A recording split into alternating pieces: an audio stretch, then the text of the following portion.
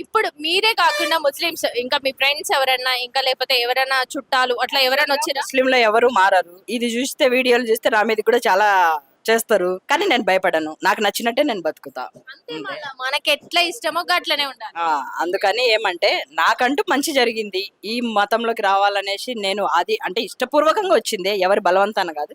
ఎన్ని అడ్డంకులు వచ్చినా నిలబడి దీన్నే కంటిన్యూ చేస్తున్నా. చచ్చే వరకు ఇట్లే ఉంటా, మారను. హిందూ ధర్మాన్ని నమ్ముతా.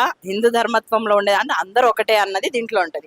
వేరే మతంలో మాది గొప్ప గొప్ప, వీళ్ళు క్రిస్టియన్ అయినా కూడా ఒక ముస్లింగా పుట్టి మళ్ళీ తప్పుగా మాట్లాడతలేదు.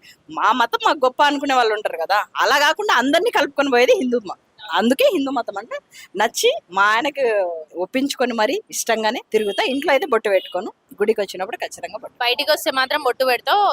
బయటకు మళ్ళీ ఇంటికి వెళ్ళే కొంచెం ముందల మళ్ళీ టిష్యూ తీసుకొని తుడుచుకోవడం, మళ్ళీ రజియా బేగం లాగా అంటే నా బిడ్డలకి రేపటి రోజు ఫ్రెండ్స్ దగ్గర మీ అమ్మ ఇట్లా తిరుగుతుంది అనే మాట రావద్దని. వాళ్ళు ఎవరిని బిలీవ్ చేయరు. పెద్ద అబ్బాయి అందరినీ బిలీవ్ చేస్తారు, చిన్న అబ్బాయి పర్టికులర్ సాయిబాబా ఇట్లా. సో ఇన్నారు కదా, ఒక ముస్లిం ఆంటీ హిందూ మతంలో మారి కాళీమాత దగ్గరికి వచ్చి ఆమె కనిపించి చెప్పింది రమ్మని, అంతే కదా?